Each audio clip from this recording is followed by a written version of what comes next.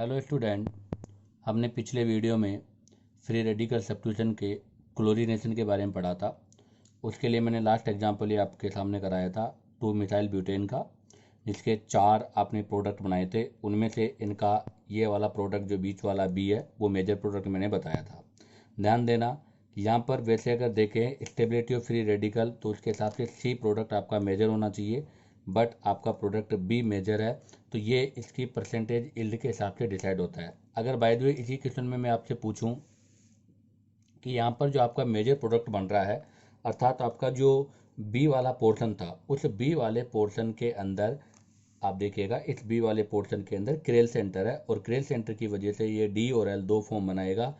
तो इसका मतलब यहाँ पर आपका जो मेजर प्रोडक्ट है वह इक्विमोलर मिक्सचर ऑफ 2 एनियोमर्स होंगे। तो यहाँ पर टोटल जो प्रोडक्ट होंगे तो 4 प्रोडक्ट तो आपके 1 2 3 4 तो स्ट्रक्चरल है, प्लस इसमें स्टीरियो आइसोमेरिज्म है, इसमें स्टीरियो आइसोमेरिज्म है तो 2 एक्स्ट्रा और हो गए, तो 4 + 2 कितने होंगे 6। इस प्रकार टोटल 6 प्रोडक्ट होंगे। आप ध्यान रखना, एक सेपरेशन मेथड होता है fractional distillation. Fractional distillation method से हम केवल स्ट्रक्चरल और ज्योमेट्रिकल आइसोमेरिज्म को सेपरेट कर सकते हैं। तो अगर मैं आपसे पूछूं कि आफ्टर डिस्टिलेशन टोटल फ्रैक्शंस कितने होंगे तो फिर 4 होंगे। आपके जो 2 स्टीरियो आइसोमर्स वाले आइसोमर्स है उनका फ्रैक्शन डिस्टिलेशन पॉसिबल नहीं है। आज हम वीडियो में ब्रोमिनेशन के बारे में बात करेंगे। तो आज के वीडियो का जो पॉइंट अपना है वो है ब्रोमिनेशन। क्लोरीनेशन की तरह ही ब्रोमिनेशन में भी रिएजेंट आपके Br2Hμ, Br2UV, Br2 हीटिंग होगा, या Br2 peroxide, SO2 Br2 peroxide या NBS म्यूबियम यूज कर सकते हैं। सेम वही प्रोसेस है, जिस तरह से क्लोरीनेशन है उसी तरह से ब्रोमिनेशन है, बस वहाँ पर आपको Cl जोड़ना था, यहाँ पर आपको Br जोड़ना है। CH4 मीथेन मैंने एक्सरसाइज में लिया है, इसके साथ Br2 की रिएक्शन कराई है तो हमें पता है H को रिप्लेस करके Br ऐड हो जाएगा। अगर मैंने Br को एक्सरसाइज में लिया तो रिएक्शन बार बार रिपीट होगी तो मोनो डाई ट्राई टेट्रा का फॉर्मेशन होगा। ऐसे नेक्स्ट एग्जांपल लिया CH3 इथाइल, इथाइल को एक्सरसाइज में लेकर Br2 के साथ कराया तो इथाइल ब्रोमाइड बनेगा। हाँ, इसके लिए पॉइंट लिखा है मैंने, हमने लास्ट वीडियो में भी कहा था कि ब्रोमिनेशन जो है और क्लोरीनेशन में से क्लोरीनेशन की रिएक्टिविटी ज़्यादा होती है, ब्रोमिनेशन की रिएक्टिविटी कम है। अगर ब्रोमिनेशन की रिएक्टिविटी कम है तो ब्रोमिनेशन स्लो होगा, क्लोरीनेशन फास्ट होगा। लेकिन हमने कहा था कि ब्रोमिनेशन की सेलेक्टिविटी क्लोरीनेशन की कंपेयर में बहुत ज़्यादा है। ऐसा क्यों? क्योंकि क्लोरीनेशन के अंदर रेशो जो था वो 1:3.8:5 था, जबकि ब्रोमिनेशन के अंदर 1:82:1600 था। तो आप देखिएगा ब्रोमिनेशन के अंदर रेशो में बहुत ज़्यादा डिफरेंस है, इसलिए ब्रोमिनेशन सेलेक्टिव है, जबकि क्लोरीनेशन आपके सेलेक्टिव नहीं है, रिएक्टिव है। तो ब्रोमिनेशन तो स्लोअर है लेकिन ब्रोमिनेशन की सेलेक्टिविटी ज़्यादा है। ऐसा ही अगर हम ब्रोमिनेशन कराना चाहें तो उसके लिए हम NBS को भी यूज़ कर सकते हैं, बहुत ही इंपॉर्टेंट है ये, कई बार एग्जाम में चांस से क्वेश्चन आता भी है। NBS जिसकी फुल फॉर्म है एन ब्रोमो सक्सेनामाइड, इसके बारे में हम आगे बात भी करेंगे।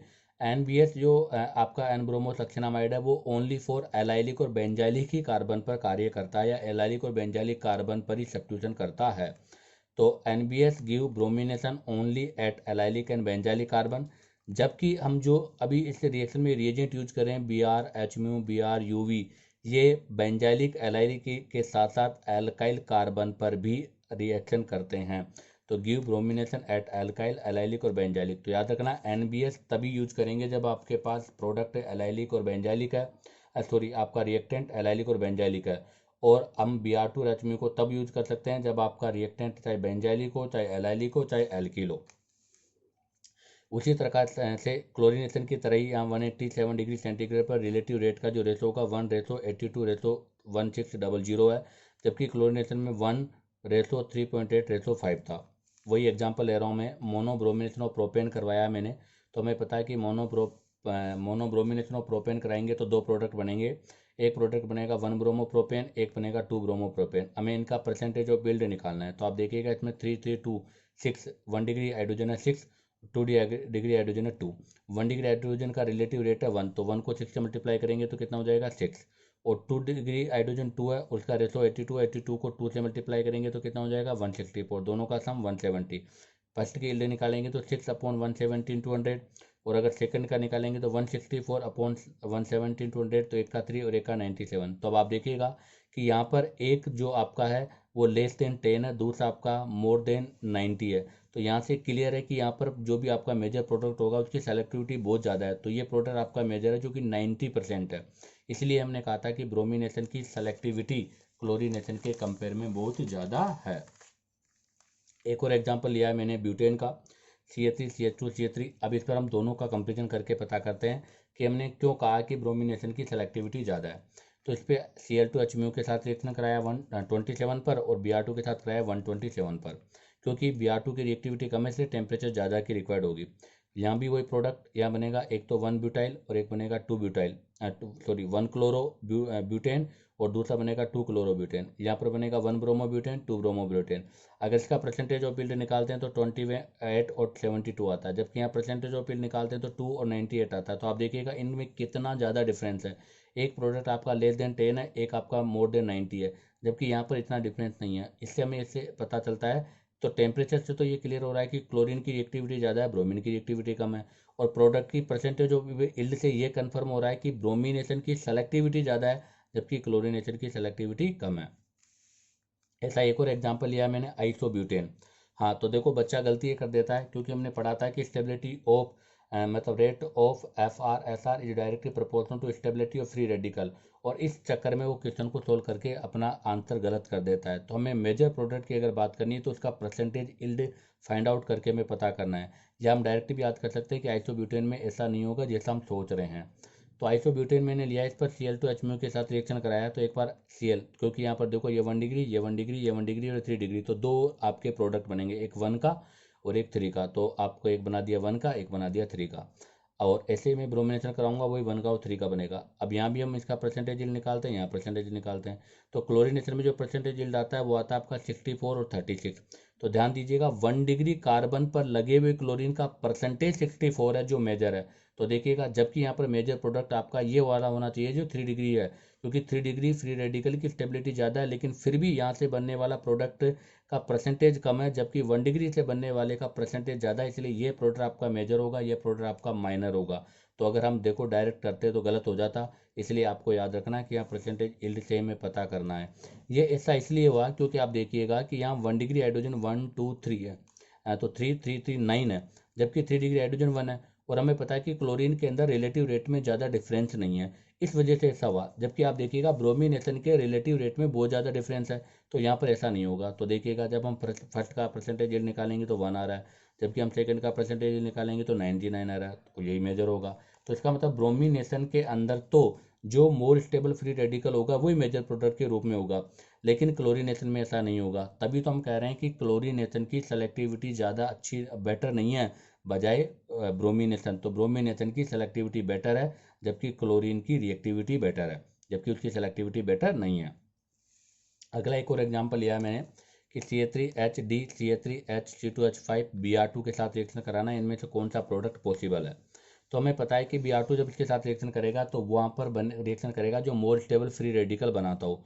तो आप देखिएगा ये आपका 2 डिग्री है, ये वाला 3 डिग्री है, तो इसका मतलब यहाँ पर होगा, तो ये हाइड्रोजन रिप्लेस हो जाएगा, यहाँ पर आपका Br जुड़ जाएगा। तो देखो जब यहाँ पर फ्री रेडिकल बनेगा तो हमें पता है कि जो फ्री रेडिकल होता है वो प्लेनर होता है, और अगर वो प्लेनर होता है तो टेक अबव भी हो सकता है, बिलो भी हो सकता है, जैसा कि मैंने इससे पिछले मैकेनिज्म के वीडियो में बता दिया था कि यहाँ पर एनियोमर्स और रेसमिक मिक्सर बनने के चांस है। तो इसका मतलब यहाँ पर अबव और बिलो से अटैक होने की वजह से Br इस तरह भी हो सकता है, Br इस तरह भी हो सकता है। तो देखो आपके फर्स्ट प्रोडक्ट में Br इधर लग रहा है, और आपके थर्ड प्रोडक्ट में Br इधर है, और आपके सेकंड प्रोडक्ट में Br इधर है। तो आप देखोगे फर्स्ट में Br राइट हैंड साइड है, इसमें लेफ्ट हैंड साइड है, अर्थात ये दोनों एक दूसरे के मिरर इमेज है और नॉन सुपर इम्बोजिबल है। तो इसका मतलब इनको हम क्या बोलेंगे, पेयर ऑफ एनियोमर्स, अर्थात ये दोनों रेसिमिक मिक्सर है। तो इस क्वेश्चन का आंसर होगा बोथ A एंड B। हाँ, ऐसा एक और बहुत अच्छा क्वेश्चन है, ये क्वेश्चन आपके IIT में 2 बार आ चुका है, तो आपको ध्यान रखना, एक अच्छा क्वेश्चन है कि monobromination reaction of n pentane take place. ये एक मोनोब्रोमिनेशन हो रहा है, मैंने एक पेंटेन लिया है, पेंटेन का Br2H कराया, ए बना, उसका फ्रैक्शन डिस्टिलेशन कराया, बी, आपको ए और बी की वैल्यू का पता करना है। तो याद रखो मैंने आपको पिछले वीडियो में क्लोरीनेशन के पेंटेन में बता दिया था कि पेंटेन जो होती है उसके 3 फॉर्म होती है, एन, आइसो, नियो। एन में 3 होते हैं, आइसो में 4 होते हैं, नियो में 1 होते हैं। तो एन पेंटेन के अगर मैं आइसोमर्स बनाऊंगा तो टोटल कितने होंगे, 3। उन 3 में से भी एक जो आपको आइसोमर्स होगा उसमें क्रेल सेंटर होगा, इसकी वजह से उसके डीएल फॉर्म हो जाएगी, तो टोटल प्रोडक्ट कितने हो जाएंगे, 4। तो याद रखें ए स्ट्रक्चरल आइसोमर्स 4 होंगे। अब वो कह रहा है फ्रैक्शन डिस्टिलेशन। इसके लिए मैंने अभी आपको स्टार्टिंग में वीडियो में बता दिया था कि फ्रैक्शन डिस्टिलेशन से केवल स्ट्रक्चरल आइसोमर्स को हम सेपरेट कर सकते हैं, स्टीरियो आइसोमर्स अर्थात ऑप्टिकली एक्टिव को सेपरेट नहीं कर सकते। तो इन चार में से केवल मतलब इन चार में से आपके केवल तीन ही जो हैं वो स्ट्रक्चरल आइसोमर्स हैं। आपका चौथा जो है वो स्ट्रक्चरल आइसोमर्स नहीं है, वो ऑप्टिकली एक्टिव है। तो इन चार में से हम केवल तीन का ही सेपरेशन कर पाते हैं। नेक्स्ट क्वेश्चन है an alkane of molecular weight 86। एक एल्केन है जिसका मोलिकुलर वेट 86 है, मोनोब्रोमिनेशन पर केवल 2 प्रोडक्ट बनाता है, तो उसे आइडेंटिफाई करें हम। तो इसके लिए देखिएगा आप लोग, फर्स्ट ऑप्शन है 2 मिथाइल ब्यूटेन, दूसरा ऑप्शन है एन ब्यूटेन, तीसरा ऑप्शन है 2 डाई मिथाइल प्रोपेन और चौथा ऑप्शन है 2 डाई मिथाइल ब्यूटेन। तो आप देखिएगा चौथा ऑप्शन मैंने लिया है। तो हमें पता है, मैंने आपसे पहले भी वीडियो में बता दिया था कि किसी भी रिएक्टेंट में जितने टाइप के हाइड्रोजन होंगे उससे प्रोडक्ट उतने ही टाइप के बनेंगे। यह कह रहा है कि केवल 2 ही प्रोडक्ट बनने चाहिए, इसका मतलब आपके पास रिएक्टेंट में केवल 2 टाइप के हाइड्रोजन पॉसिबल है। तो आप चौथे ऑप्शन में देखिएगा 2,3 डाई मिथाइल ब्यूटेन में ये 1 डिग्री, ये 1 डिग्री, ये 1 डिग्री, ये 1 डिग्री और ये 3 डिग्री, ये 3 डिग्री, अर्थात यहाँ केवल 2 टाइप के हाइड्रोजन है। और अगर यहाँ पर 2 टाइप के हाइड्रोजन है तो 2 टाइप के ही आपका प्रोडक्ट फॉर्मेशन होगा, इसलिए आंसर होगा फोर्थ। नेक्स्ट क्वेश्चन लिया है मैंने C5H10, ये एक एल्कीन का फॉर्मूला है। निकल के साथ इसका रिडक्शन करवाया। आपको पता है जब एल्कीन का रिडक्शन कराएंगे निकल के साथ तो एल्केन होगा। उस एल्केन पर BrHμ मतलब FrSr करवा देंगे तो वो बोल रहा है 3 मोनोब्रोमो स्ट्रक्चरल आइसोमर्स बन रहे हैं। और 3 मोनोब्रोमो स्ट्रक्चरल आइसोमर्स बन रहे हैं, उनमें से आपको बताना है how many pairs of geometrical isomer are possible, उसके कितने ज्योमेट्रिकल आइसोमर है, अर्थात जो आप एल्कीन ले रहे हो उस एल्कीन में कितने ऐसे एल्कीन हैं जो ज्योमेट्रिकल आइसोमेरिज्म शो करते हैं। तो पहले तो आप ये पता करो कि तीन जो स्ट्रक्चरल है वो किससे बनेंगे। तो हमें पता है कि पेंटेन की 3 फॉर्म है, n pentane, isopentane, neopentane. N pentane में 3 बनते हैं, आइसो में 4 बनते हैं, नियो में 1 बनते हैं, ये मैंने पिछले वीडियो में बता दिया था। और ये एक ऐसा पॉइंट है जो आपको बहुत इंपॉर्टेंट है, याद रखना है, क्योंकि इसमें बहुत सारे क्वेश्चन आपके आइसोमेरिज्म में भी इंक्लूड होते हैं। तो एन पेंटेन है तो इसका मतलब C5H10 एक एन पेंटेन का पार्ट है जिससे 3 आइसोमर्स हम बना सकते हैं। अब हम एन पेंटेन के अंदर एक बार तो बनाएंगे 1 पेंटीन, एक बार बनाएंगे 2 पेंटीन। हमें पता है 1 पेंटीन ज्योमेट्रिकल आइसोमेरिज्म नहीं कर सकता, उसका रीजन है क्योंकि एक ही कार्बन पे लगे हुए 2 ग्रुप अलग होने चाहिए, जबकि यहाँ पर एक ही कार्बन पे लगे हुए दोनों ग्रुप सेम है इसलिए नहीं करेगा। जबकि 2 पेंटीन में एक ही कार्बन पे लगे हुए दोनों ग्रुप अलग है इसलिए जियोमेट्रिकल आइसोमेरिज्म शो करेगा। तो एक बनेगा सिस और एक बनेगा ट्रांस, तो इसका मतलब इसका आंसर होगा 2। Next question, the major product formed by the monobromination of the methyl cyclopentane. Cyclopentane के मोनोब्रोमिनेशन पर कौन सा इनमें मेजर प्रोडक्ट बनेगा। तो ध्यान दे, साइक्लो जो पेंटेन है, मिथाइल साइक्लोपेंटेन बोल रहा है वो, तो इसका मतलब उसमें आपको चेक करना है कि वहाँ पर more stable carb free radical कौन सा है। तो पहले में 1 डिग्री है, नहीं। दूसरे में 2 Br है, पॉसिबल नहीं है। तीसरे में 2 Br पॉसिबल नहीं है। लेकिन चौथे ऑप्शन में देखिएगा ये आपका कार्बन 3 डिग्री का है और 3 डिग्री फ्री रेडिकल की स्टेबिलिटी ज़्यादा होती है, इसलिए ये आपका मेजर प्रोडक्ट होगा। अब आता है बहुत इंपॉर्टेंट क्वेश्चन। इस प्रकार के क्वेश्चन जो मैं करवा रहा हूँ ये IIT लेवल के क्वेश्चन है जो कि IIT में पूछे जाते हैं, तो आप ज़रा ध्यान दें। As sample of R2 chlorobutane, ये एक आपको R2 क्लोरोब्यूटेन की स्ट्रक्चर दे रखी है। R तो R और S ऑप्टिकल आइसोमेरिज्म में नोमेनक्लेचर का सिस्टम है। कैसे डिसाइड किया है, तो सबसे पहले आप देखिएगा इनमें सबसे ज़्यादा नंबर मॉलिक्यूलर नंबर इसका 1 नंबर हो गया, दूसरा इसका हो गया। वी गो फ्रॉम 1 to 2, अगर हम 1 से 2 जाएंगे तो ये क्लॉकवाइज जा रहे हैं, अगर क्लॉकवाइज में जा रहे हैं तो इसका नोमेनक्लेचर होता है R, तो ये R फॉर्म है इसलिए इसने बोला है R2 क्लोरोब्यूटेन। अब क्या कहना चाह रहा है वो सुनो, रिएक्ट विद Br2, इसकी रिएक्शन हम Br2 के साथ करवाना चाहते हैं इन प्रेजेंस ऑफ लाइट, इसका मतलब फ्री रेडिकल सब्स्टिट्यूशन रिएक्शन हो गया। And all the product having the formula C4HClBr, अब इससे जो प्रोडक्ट बनेगा उसका फॉर्मूला बता रहा है वो C4HClBr होगा, बिल्कुल राइट। वर आइसोलेटेड 2 पॉसिबल आइसोमर, जिसके 2 पॉसिबल आइसोमर बन रहे, कौन कौन से 2 पॉसिबल आइसोमर है कि आपका जो क्लोरीन है, ये क्लोरीन इधर भी होता है इधर भी, तो देखो एक बार मैंने Br का टेक यहाँ इस H पर कराया तो ये बन जाए, और एक बार आपने इस तरह से करा तो ये 2 आपके इसने क्या नाम है आइसोमर्स बनाए, उसने खुद ने बताया 2 पॉसिबल आइसोमर्स है। ये दोनों एक दूसरे के मिरर इमेज है, नॉन सुपर इम्पोजिबल है। तो आपको ये बताना है कि इनमें से कौन सा स्टेटमेंट सही है। तो पहला स्टेटमेंट कह रहा है कि ओनली फर्स्ट वाज फॉरबिड, नहीं। Both first and second were in equal amount, बिल्कुल राइट। क्यों, क्योंकि आप देखिएगा कि जब ये हाइड्रोजन को हम यहाँ से रिमूव करेंगे तो ये फ्री रेडिकल बनेगा, और ये फ्री रेडिकल जो आपका बनेगा वो फ्री रेडिकल 1, 2 और आपके 2 साइड से अटैच है, अर्थात 2 डिग्री का है। और 2 डिग्री के साथ साथ इसकी चारों वैलेंसियाँ डिफरेंट होगी। अगर इसकी चारों वैलेंसियाँ डिफरेंस होगी तो ये किस में कन्वर्ट हो जाएगा, क्रेल में कन्वर्ट हो जाएगा। और मैंने स्टार्टिंग मैकेनिज्म में बता दिया था कि अगर क्रेल हो तो प्लेनर है, तो इस पर अटैक अबव भी हो सकता है, इस पर अटैक बिलो भी हो सकता है। इसका मतलब इसका आंसर होगा both first and second were formed in equal amount. Next question, ये आईआईटी में आया हुआ क्वेश्चन है। जब आईआईटी में मतलब मेन और एडवांस में जो मेन का सब्जेक्टिव पेपर होता था उस समय, in the following monobromination reaction the number of possible chiral product is and are, मतलब आपको इसका मोनोब्रोमिनेशन करा के इसमें कितने आपके क्रेल प्रोडक्ट बनते हैं ये बताना है। आपको एक कंपाउंड दिया गया है जिसके अंदर बी आर आपका इस साइड रखा हुआ है। अगर इसका नॉमेनक्लेचर रिप्रेजेंट करना चाहो तो आप कर सकते हो। ये 1 है, ये 2 है। We go from 1 to 2 anti clockwise. Anti clockwise का मतलब एस होना चाहिए था, लेकिन आपका एच वर्टिकली न होकर इस तरह से है, तो ये आपके एस की जगह आर कॉन्फ़िगरेशन है, तो अर्थात कॉन्फ़िगरेशन में चेंज नहीं होना चाहिए। तो देखिएगा, मैंने पहला जो प्रोडक्ट बनाया, हम एक एक कार्बन से स्टार्ट करते जाते हैं। तो सबसे पहले मैंने निचले वाले कार्बन पे एक बी आर लगा दिया। तो आप देखिएगा इस कार्बन की चारों वैलेंसियाँ डिफरेंट है, अर्थात ये कार्बन आपका क्रेल कार्बन है। क्रेल कार्बन है तो इसका मतलब क्रेल होगा। फिर हम इसके बाद नेक्स्ट इसी कार्बन पे लगाएंगे दूसरे नंबर के कार्बन पे बी आर लगाते हैं, आपको पता है क्रेल सेंटर खत्म हो जाएगा, इसका मतलब मोलिकुलर क्रेल हो जाएगा। इसके बाद हम बी आर अब तीसरे नंबर के कार्बन पे लगाएंगे। तो मैंने तीसरे नंबर के कार्बन पे बी आर लगाया। अब हम तीसरे नंबर के कार्बन पे जो बी आर लगाएंगे वो राइट में भी लगा सकते हैं, लेफ्ट में भी लगा सकते हैं। इसका मतलब यहाँ पर दो पॉसिबिलिटीज हो गई, एक राइट और एक लेफ्ट। तो यहाँ से देखिए, ये जो कार्बन है इस वाले कार्बन पे बी आर में एक बार राइट में एक बार लेफ्ट में लगाऊंगा। तो मैंने इधर राइट में लगा रखा है, इधर लेफ्ट में लगा रखा है। आप देखिएगा ये दोनों ही आपके क्रेल सेंटर हैं, दोनों ही क्रेल है, क्योंकि इसमें भी कोई प्लेन ऑफ सिमेट्री नहीं है, इसमें भी कोई प्लेन ऑफ सिमेट्री नहीं है। प्लेन ऑफ सिमेट्री से मतलब यह है कि बेटा मैं एक लाइन अगर यहाँ से ड्रॉ करूँ तो वो इन दोनों को इक्वल पोर्शन में डिवाइड नहीं करती, क्योंकि ऊपर इथाइल है नीचे मिथाइल है। ऐसे इसमें भी अगर मैं एक लाइन ड्रॉ करूँगा तो ये दोनों एक दूसरे को सुपर इम्पोज नहीं करेंगे। तो ये भी क्रेल है, ये भी क्रेल है। मैंने ऐसा लिखा है कि अगर हम डायरेक्टली फॉर्मूला लगाना चाहें तो एक और एक दो क्रेल सेंटर है। अगर दो क्रेल सेंटर तो इसके लिए हम 2 बराबर 4 आइसोमर्स निकालते हैं। लेकिन अगर हम बेटा यहाँ पर 4 आइसोमर्स निकालते हैं तो उसमें इन बी आर की पोजीशन चेंज हो जाती है, जबकि इस बी आर की पोजीशन चेंज नहीं होनी चाहिए, अर्थात क्वेश्चन वाले बी आर की पोजीशन को हम चेंज नहीं कर सकते। इसलिए यहाँ पर 4 के बजाय 2 ही आइसोमर्स या 2 ही कॉन्फ़िगरेशन बनेंगे। अब आती है नेक्स्ट, उससे ऊपर वाले कार्बन पे लगा दिया। अब उससे नेक्स्ट ऊपर वाले कार्बन पे लगा दिया तो आप देखिएगा ये भी क्रेल सेंटर हो गया, ये भी क्रेल सेंटर हो गया, दो क्रेल सेंटर हो गए। लेकिन इसके अंदर अगर मैं इस कार्बन से यहाँ से एक लाइन खींच दूँ तो ये इसको दो इक्वल पार्ट में डिवाइड करता है। इसको ही हम सूडो क्रेल सेंटर भी कहते हैं।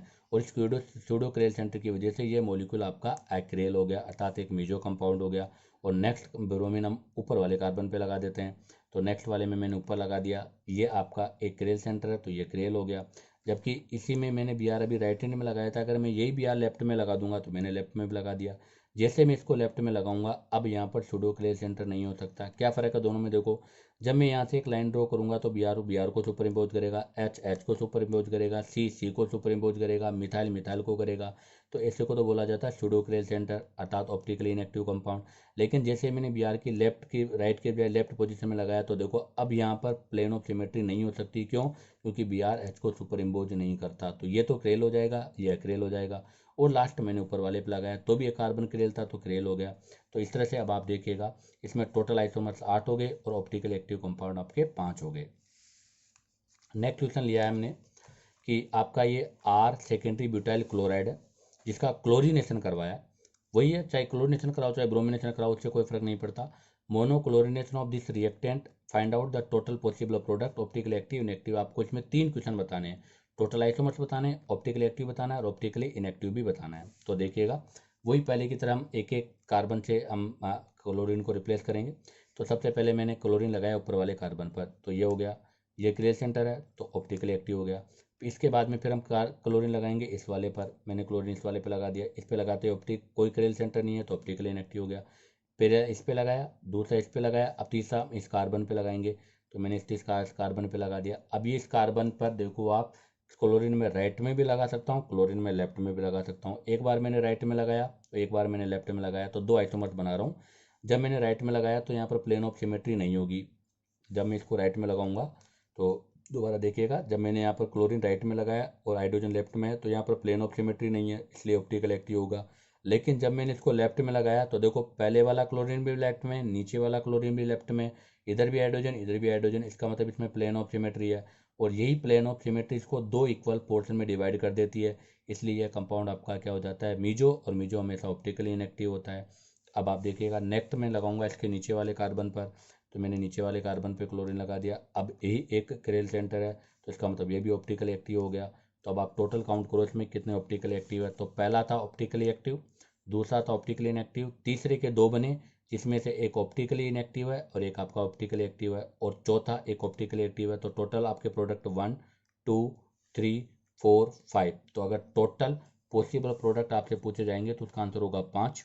ऑप्टिकल एक्टिव पूछे जाएंगे तो उसमें ऑप्टिकल एक्टिव पहला है, उसके बाद में तीन में फर्स्ट और सेकंड में से सेकंड है, और आपका फोर्थ है, तो 3 ऑप्टिकल एक्टिव है।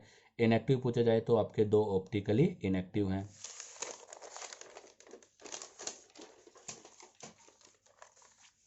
हाँ, नेक्स्ट क्वेश्चन में और करा रहा हूँ।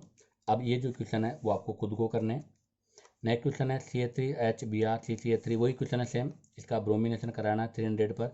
Which of the following compound will not obtain, कौन सा प्रोडक्ट ऑब्टेन नहीं होगा। तो ध्यान रखना इस Br की पोजीशन को हम चेंज नहीं करेंगे। तो पहले वाले में तो Br सेम पोजीशन पर है, आप देखिएगा पहला Br सेम पोजीशन पर है, दूसरे में भी आपका Br सेम पोजीशन पर है, तीसरे में भी Br सेम पोजीशन पर, चौथे में Br की पोजीशन चेंज हो गई। और आपको पता है अगर Br की पोजीशन चेंज हो गई तो कॉन्फिगरेशन चेंज हो जाएगा, इसका मतलब चौथा ऑप्शन इसका आंसर होगा। नेक्स्ट क्वेश्चन है PSCH, Br2+H में मेजर प्रोडक्ट बताना है। तो हमें पता है कि हमें मोर स्टेबल फ्री रेडिकल बनाना है, और मोर स्टेबल फ्री रेडिकल यहाँ बनेगा जो कि इसके साथ रेजोनेंस स्टेबलाइज होगा। तो देखिएगा ये स्टेबल बाई फ्री रेडिकल है जो कि बेंजाइलिक है और रेजोनेंस स्टेबलाइज है, तो इस वजह से यहाँ पर हम आपका Br लगा देंगे। जैसे यहाँ पर Br लगेगा आप देखिएगा 2 क्रेल सेंटर हो गए, और 2 क्रेल सेंटर होने की वजह से ये बनेगा आपका डाई स्टियोमर्स। नेक्स्ट में मैंने लिया है ब्यूटेन, इस पर Br2H के साथ रिएक्शन कराई है। तो आप Br2 में इसमें स्टेबल फ्री रेडिकल, तो ये स्टेबल फ्री रेडिकल है 2 डिग्री का, तो यहाँ पर Br लग जाएगा।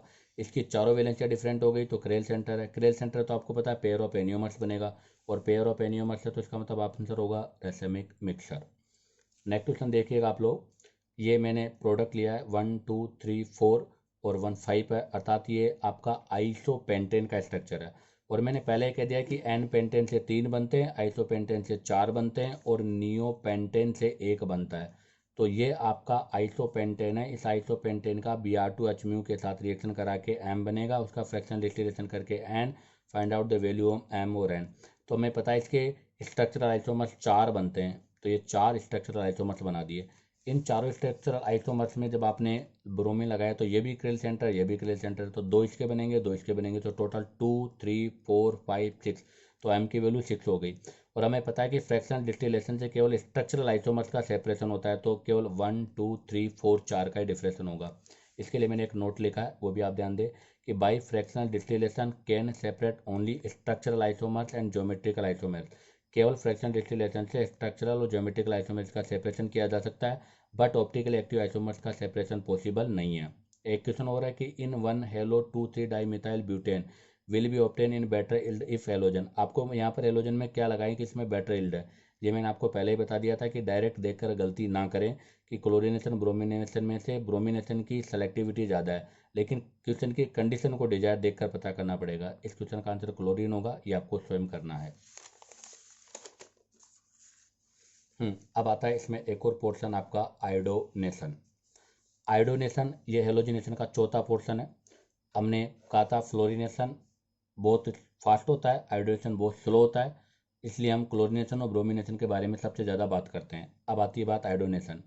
आयोडोनेशन के लिए रिएजेंट I2 होता है, उसके साथ हम ऑक्सीडाइजिंग एजेंट यूज करते हैं। जैसे फ्लोरिनेशन में हम F2 के साथ में इनर्ट गैस N2 लेते हैं, क्यों? क्योंकि वो रिएक्शन बहुत फास्ट है उसको स्लो करने के लिए। वैसे ही I2 बहुत स्लो रिएक्शन है, और इसके अंदर ऑक्सीडाइजिंग एजेंट को क्यों यूज किया जाता है इसके बारे में हम आगे बात करेंगे भी। तो यहाँ पर ध्यान रखना ऑक्सीडाइजिंग एजेंट यूज किया जाता है जिसमें concentrate HNO3 HiO3 HgO HiO4 इनमें से कोई सा भी यूज कर सकते हैं। पॉइंट की बात करें तो वेरी स्लो रिवर्सिबल रिएक्शन है। जैसे RH ये एल्केन है, आपने इस एल्केन पर आयोडोनेशन करवाया I2 के साथ, तो आप एक HI से रिप्लेस होकर RI और HI बन जाएगा। हमें पता है HI हाइड्रोजन आयोडाइड जो है वो स्ट्रॉन्ग रिड्यूसिंग एजेंट होता है, और ये स्ट्रॉन्ग रिड्यूसिंग एजेंट होने की वजह से आप देखिएगा रिएक्शन रिवर्सिबल है। ये रिड्यूसिंग एजेंट है तो ये एल्किल हैलाइड का रिडक्शन करके वापस एल्केन बना देता है, जिससे reaction goes in backward direction. अर्थात हमें रिएक्शन में एल्केन से एल्किल हैलाइड बनाना था, लेकिन रिएक्शन बैकवर्ड में होने की वजह से वापस एल्केन ऑब्टेन हो जाता है। इसलिए इसी को ब्लॉक करने के लिए हम यहाँ पर इस रिएक्शन में ऑक्सीडाइजिंग एजेंट यूज करते हैं।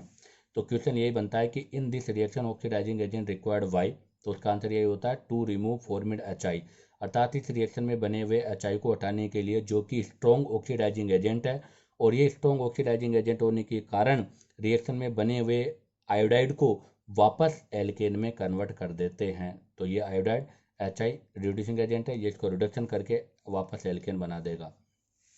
एग्जाम्पल के लिए मैंने CH4 मीथेन लिया है, उस पर I2 की रिएक्शन कराई ऑक्सीडाइजिंग एजेंट की प्रेजेंस में, तो मिथाइल आयोडाइड और HI बनेगा। ये HI जो भी ऑक्सीडाइजिंग एजेंट लेगा उसके साथ रिएक्शन करके डिसोशिएट हो जाएगा। तो HI HiO3 के साथ लेंगे तो 5 मोल, HGO के साथ लेंगे तो 2 मोल, HNO3 के साथ लेंगे तो 2 मोल। हाँ, एक और क्वेश्चन आता है इसमें कि iodination is very slow reaction, ऐसा क्यों? हमें पता है कि आयोडीन की बॉन्ड डिसोसिएशन एनर्जी बहुत कम है, तो ये रिएक्शन तो बहुत फास्ट होना चाहिए, लेकिन फिर भी रिएक्शन स्लो है। उसका रीजन क्या है? तो ध्यान दें, आयोडीन की बॉन्ड डिसोसिएशन एनर्जी तो कम है, तो वो ईजिली ब्रेक तो हो जाता है, लेकिन आयोडीन का साइज बड़ा होने की वजह से इसके लिए जो एक्टिवेशन एनर्जी है वो बहुत ज़्यादा होती है। तो energy of activation of reaction is very large, और बहुत ज़्यादा एक्टिवेशन एनर्जी होने के कारण इस रिएक्शन को करवाने के लिए हमें एनर्जी प्रोवाइड कराना पड़ता है। इसी वजह से ये रिएक्शन बहुत स्लो होता है। इसी के साथ हेलोजिनेशन के चारों portion chlorination, fluorination, chlorination, bromination, iodination complete होता है। अब हम FR-SR का एक पार्ट पूरा कर चुके हैं। FR-SR का हम दूसरा रिएक्शन नाइट्रेशन पढ़ेंगे नेक्स्ट वीडियो में।